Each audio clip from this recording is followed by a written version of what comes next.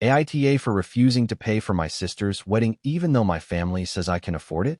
So I, 32M, never thought I'd be writing one of these, but here we are. Honestly, I've been sitting on this for a while because I wasn't sure if I was just being cold-hearted or if my family is legitimately out of line. But after the last few weeks, I'm at my wit's end, and I need to know. Am I actually the asshole here? A little background. My parents divorced when I was about 10. My mom remarried a few years later to a guy I'll call Rick. He had 2 kids from a previous marriage, and then my mom and Rick had 1 daughter together, my half-sister Emily, 27F. Emily is the one getting married, and she's at the center of this whole mess. I'm the oldest of the bunch. Then there's my stepbrother, 31M, stepsister, 29F, and Emily, 27F. My dad is still around, but he lives in another state and keeps to himself. He's not super close with Emily since she's not his kid, but he and I have always kept in touch. My mom, on the other hand, is very involved in all of our lives, sometimes way too involved. Growing up, I was always the responsible one. I got good grades, went to college, got a steady job, and now I make decent money working in IT. Nothing crazy, just solid. My siblings, not so much. My stepbrother hops between jobs. My stepsister is still figuring herself out. And Emily, well, she's honestly been the golden child since birth. My mom and Rick dote on her like she's royalty. And because of that, I've always felt this unspoken expectation that I am the one who has to step up, whether it's helping Emily with rent, loaning money to my stepsibs, or just being the rock. It's exhausting, but I've tried not to make waves. Anyway, about 6 months ago, Emily got engaged to her boyfriend, now fiancé, Daniel. They've been together for like 3 years, and to be fair, he seems like a decent guy. But from the moment she announced her engagement, the entire family dynamic shifted into wedding mode. At first, I was genuinely happy for her. She's my sister, after all, and weddings are supposed to be exciting. But then the hints started. Oh, OP, you know venues are so expensive these days. Daniel's family can't really contribute much, but thank goodness we have you, right? You're the most stable one. You'll want to make sure your little sister has her dream wedding. Like, hello? When did I agree to be the walking ATM? I tried to laugh it off at first, but it quickly became not so subtle. My mom actually said at dinner one night, "We were thinking you could cover the venue deposit. It would mean so much to Emily." Like it was just a foregone conclusion. The deposit they were talking about? $8,500. Now, I'm not broke, but that's not pocket change either. I have bills, savings goals, and frankly, my own life. I told them as politely as I could that I couldn't just drop nearly $9,000 on someone else's wedding. Emily looked shocked, like I had just slapped her across the face. My mom immediately jumped in with, "But you make good money. This is your sister's once-in-a-lifetime day." Rick chimed in about family supporting family. I told them flat out, "I love Emily, but I'm not paying for her wedding. That's not my responsibility." And that's when the guilt tripping began in full force. Suddenly, every conversation turned into little digs. Not everyone can be as fortunate as you. We all know OP could help if he really wanted to. It's sad when money means more than family. The kicker? Emily herself started texting me constantly with links to venues, dresses, catering quotes, followed by, "So, what do you think? Can you help cover this?" It reached a boiling point about 2 weeks ago. We were all having dinner at my mom and Rick's house, and Emily brought up the venue again. She said they were going to lose their date if they didn't put the deposit down soon, and she looked directly at me. When I said, again, that I wasn't paying, she lost it. She started crying at the table, saying I was being selfish and that I didn't care about her happiness. My mom immediately took her side, saying, "How could you do this to your sister? Don't you realize how important this is?" I finally snapped and said, "I'm not her father. I'm not her fiancé. I'm not responsible for paying for her wedding. Stop treating me like I'm the family bank." The room went dead silent. Then Emily called me an asshole, under her breath, and stormed out. So, after the infamous dinner blow-up, where Emily called me an asshole under her breath and stormed out, I figured maybe everyone would cool off after a few days. I thought once they realized I wasn't budging, they'd accept it and move on. Oh man, I could not have been more wrong. For the next week, my phone turned into a guilt delivery machine. My mom texted me, "Emily hasn't stopped crying. This was supposed to be the happiest time of her life. Don't you want your sister to remember you being supportive instead of stubborn?" Rick followed up later that same day. You're her big brother. She looks up to you. Don't let her down like this. Emily, of course, sent me a wall of text that started with, I don't even recognize you anymore, and ended with, you obviously don't care about me at all. It didn't stop there. A few days later, my stepsister called me out of the blue. She's not usually involved in this kind of drama, so I was surprised to see her name pop up. I answered, and immediately she said, Hey, I just want to say, you're kind of being a jerk right now. I groaned. Oh my God, not you too. Look, she continued, I'm not saying you should pay for the whole wedding, but come on, it's one deposit. You make good money. It wouldn't even hurt you. Why not just do it and avoid all this drama? Because it's not my responsibility. I snapped. It's Emily and Daniel's wedding. They want the fancy venue. They can pay for it. She sighed. You know how Mom is. She's not going to let this go. Wouldn't it be easier just to? Easier for who? Not me. I'm done being the family ATM. There was a pause. Then she muttered, selfish, and hung up. So now I had 3 out of 4 siblings against me, plus my mom and Rick. I honestly started feeling like I was losing my mind. Then, the cherry on top, my mom organized what she literally called a family meeting. She texted me saying it was important, and everyone needed to be there. When I showed up at their house, sure enough, Emily and Daniel were sitting in the living room, along with Mom, Rick, my stepbrother, and my stepsister. It felt like some kind of intervention, except instead of telling me to stop doing drugs, they were trying to shake me down for money. Mom started, We're all here because we need to find a solution. Emily and Daniel are under a lot of stress, and this is supposed to be a joyful time. Emily immediately chimed in, her eyes red from crying. God knows if it was fresh tears or just for show. I just don't understand how my own brother can watch me struggle and not want to help. Daniel put his hand on hers like he was auditioning for the role of supportive fiancé of the year. It's not even that much in the grand scheme of things. And, Opie, I know you're in a better position than we are. You'd be doing us a huge favor. I couldn't help but laugh, though it came out bitter. Do you guys even hear yourselves? This isn't about me helping. This is about you all deciding I owe Emily thousands of dollars just because I happen to make decent money. That's not fair. Rick leaned forward. Life's not always about what's fair. It's about stepping up for family. Your mom and I have done everything we can for you kids. Now it's your turn to show you can give back. That hit a nerve. Give back? Are you serious? I already help out way more than anyone else. Who's the one Emily calls when she needs help moving? Who loaned her $2,000 last year when she said she couldn't cover rent? Who's been responsible while everyone else screws around? And now you want me to cough up $8,500 like it's nothing. Emily snapped. That was a loan, and you act like you didn't have it to spare. You've always been stingy with me. Every time I ask you for help, you make me feel like a burden. It's disgusting. That one stung. I just sat there for a second, trying to keep my cool. Emily, you're not a burden. But you are acting entitled. This is your wedding. You and Daniel need to figure it out yourselves. She jumped up from the couch and shouted, You don't love me. If you did, you'd want me to be happy. You're just jealous that I'm finally having something special, and all you care about is your stupid money. I swear, the room went ice cold. Even Daniel looked uncomfortable, but of course he didn't say anything. My mom rushed to Emily's side like she'd just been stabbed. Mom glared at me and said, If you can't support your sister in her moment of joy, maybe you don't deserve to be part of this family celebration at all. I sat there in disbelief. So, what? I'm uninvited to the wedding now. No one answered. Emily just sobbed into Mom's shoulder. That was the moment I realized this wasn't just a disagreement. This was turning into a full-blown family war. I left without saying another word. Came last weekend. My dad, who usually stays out of drama, called me after hearing bits and pieces through the grapevine. He said, Son, I'm proud of you for standing your ground. Don't let them bully you. But, just so you know, there are things about your mom and Rick's finances you might not be aware of. Emily doesn't need nearly as much help as she claims. I froze. What do you mean? He hesitated, then said, I shouldn't be the one to tell you. But let's just say your mother hasn't been completely honest with you kids about the money situation. And that's where I'm going to leave this part, because now I'm sitting here wondering what the hell that means. In the days that followed, things got even uglier.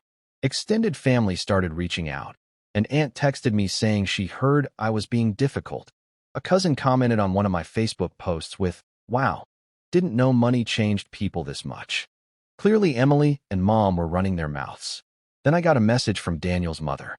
I barely know this woman, but she felt the need to write me a whole Facebook message about how, in our culture, family comes together for weddings, and how I should be ashamed to let Emily down like this. At that point, I wanted to scream. Why was this suddenly everyone's business? Meanwhile, Emily and Daniel went ahead and put the deposit down themselves. Which, honestly, good for them. But of course, Emily spun it as some kind of martyrdom. She posted on Instagram with a long caption about how sometimes you learn who really supports you and who doesn't, but love will always win. Everyone in the comments was fawning over her bravery and strength. And there I was, painted as the villain. The final straw. When my dad called me and dropped that little bomb about things I didn't know, I couldn't stop thinking about it. I barely slept that night, just lying there wondering what the hell he meant. I called him back the next day. Dad, I said, I need you to be straight with me. What did you mean about Mom and Rick not being honest? He sighed. I really didn't want to get in the middle of this, but I can see they're railroading you. You deserve to know. Your mother's been sitting on a decent inheritance from your grandparents for years. And Rick, he came into money after selling his old business. They're not broke. They just act like they are because it's easier to guilt the kids into helping out. I blinked. Wait, you're telling me Mom and Rick have money? As in, enough to pay for a wedding without batting an eye? Exactly, he said. But they've always had this favoritism with Emily. They'll bend over backwards for her, but then spin it like they're struggling so that when you don't give in, you look like the bad guy. I sat there in stunned silence. If what Dad was saying was true, then Emily's whole sob story about needing me to pay wasn't just entitled, it was manipulative. Why didn't they just pay for it themselves then? I asked. Dad snorted. Because if you did, they'd get to save face, play the victims, and still keep their money in the bank. Your mom's been playing that game for years. The more I thought about it, the angrier I got. All those texts, all those guilt trips, Emily crying about how she was struggling. And meanwhile, Mom and Rick were just sitting on their pile of cash. I thanked Dad for telling me and promised not to drag him into the fight. But inside, something snapped. For the first time, I wasn't just annoyed at my family. I felt betrayed. The next big confrontation came sooner than expected. Emily called me a few days later, acting sweet for the first time in weeks. Hey, she said, dragging out the word like we were best friends again. I was thinking, maybe you could at least cover the photographer? It's only like $4,000, and it would really mean the world to me. I laughed bitterly. No, Emily, I'm not paying for the photographer either. Immediately her voice turned sharp. Why are you being like this? You're supposed to be my brother. You know what, Emily? I shot back. I talked to Dad. I know about Mom's inheritance. I know about Rick selling his business. You're not struggling. You just don't want to spend your money when you can try to bleed me dry instead. There was dead silence on the line. Finally she hissed. You had no right to go digging around. That's none of your business. It is my business when you try to manipulate me into paying thousands of dollars under false pretenses, I said. She hung up on me. Not an hour later, my mom called, furious. How dare you go behind my back and talk to your father about our finances, she snapped. That's private. Then stop making it my problem. I shot back. If you've got the money, why are you making me the villain for refusing to pay? Because family helps family, she screamed. Your sister deserves her dream wedding, and we thought you'd want to contribute. That's what normal families do. I lost it. Normal families don't lie to their kids about money and then pressure them to cover costs they can afford themselves. You've been guilt-tripping me for weeks when you could have just written the check yourselves. Her voice turned icy. If you're going to disrespect this family like that, maybe you shouldn't be at the wedding at all. Fine by me, I said and hung up. The fallout was immediate. Emily posted another Instagram story, this time a black and white photo of her and Daniel holding hands with the caption, sometimes the people you thought would be there for you turn out to be the ones who break your heart the most. At least I have my future husband and my real family. The comments section lit up with sympathy. People writing, you don't need toxic people on your big day, and anyone who really loved you would sacrifice anything to make you happy. I didn't reply, but I screenshotted it. I knew this wasn't just about money anymore. This was about image, control, and my family trying to paint me as the villain. Then came the group text. My mom, Rick, Emily, and both stepsibs all piled on. essentially staging a digital ambush. We just want peace, OP. Why can't you stop being stubborn and think of Emily for once? You're ruining this wedding with your selfishness. I finally typed back. You guys need to stop. I'm not paying for the wedding. I'm not covering photographers, venues, caterers, or anything else. And if you keep lying about me to extended family and social media, I won't come to the wedding at all. Enough. It felt good to send, but the silence that followed was deafening. Here's where it gets messy. A week later, I got an unexpected call from Daniel. Hey, man, he started awkwardly. Look, I know things are tense, but I just wanted to talk directly. Okay, I said cautiously. He hesitated, then sighed. Honestly, I don't even want this huge wedding. Emily and her parents pushed for it. I was fine with something smaller. But now it's this giant production, and everyone's stressed out. I was floored. Wait, are you saying you don't even want the fancy venue and the $4,000 photographer? Not really, he admitted. But Emily insists it has to be perfect. And your mom? Well, she wants to show off, I think. I don't know. It's not what I would have chosen. That conversation changed everything. It wasn't just about money. This wedding had become a vanity project for Emily and for my mom. And I was their scapegoat when I didn't play along. The final nail in the coffin came a few days later when I got a call from my aunt, Mom's sister. She let it slip, without realizing I didn't know, that Mom and Rick had already paid off nearly the entire wedding bill months ago. Wait, I said slowly. What do you mean they already paid for it? Oh, she said casually. Well, your mom mentioned they covered most of the costs already, but they still wanted Emily to feel like everyone chipped in. You know, to make it seem like a family effort. My blood ran cold. So this whole time, the venue, the photographer, the catering, they were already paid for. The only reason they were coming after me was to force me to contribute so Emily could feel like the whole family had sacrificed for her big day. I hung up the phone, shaking with anger. They hadn't just lied. They had orchestrated this whole campaign to make me look like a selfish asshole while they quietly paid for everything themselves. That was the breaking point. I decided right then and there that I wasn't going to let them keep dragging my name through the mud. The wedding was only a few weeks away, and I was ready to confront them, publicly, if I had to. After I hung up with my aunt, my hands were still shaking. I just kept pacing around my apartment, muttering to myself like a crazy person. They'd already paid for the damn wedding. Every tear, every guilt trip, every nasty comment. They were all part of some twisted performance to make me look like the asshole who refused to help. I thought about blowing up the family group chat with the truth. But a small, petty part of me wanted to wait. Wanted them to keep thinking they had me cornered. Wanted to see their faces when the lie unraveled. So I kept quiet, for the moment. The next couple of weeks were tense. I was technically still invited to the wedding, but every interaction with my family was icy at best. My mom barely spoke to me when I stopped by to drop off a birthday card for Rick. Emily ignored me entirely, acting like I didn't exist. My step-siblings gave me dirty looks. Daniel was the only one who acted normal, which made me feel sorry for the guy. But at the same time, he wasn't exactly standing up to Emily, so my sympathy only went so far. The rehearsal dinner was where things really started to boil. We were seated at a long table in some fancy restaurant. Emily was glowing, soaking up the attention. My mom kept making little speeches about how proud she was, how much sacrifice had gone into this wedding, how family comes together in times like these. I wanted to laugh. Sacrifice? Please. At one point, my aunt, the same one who spilled the beans, raised her glass and said, "Well, it's wonderful that Emily has such supportive parents. Not every couple is lucky enough to have the wedding covered." The table went silent. My mom's face went red. Emily shot her a death glare. Rick quickly cut in. "Yes, well, we all did what we could. Everyone chipped in somehow. That was it for me. I couldn't sit there and let them keep rewriting the narrative. I set my fork down and said, actually no, let's tell the truth here. I didn't chip in.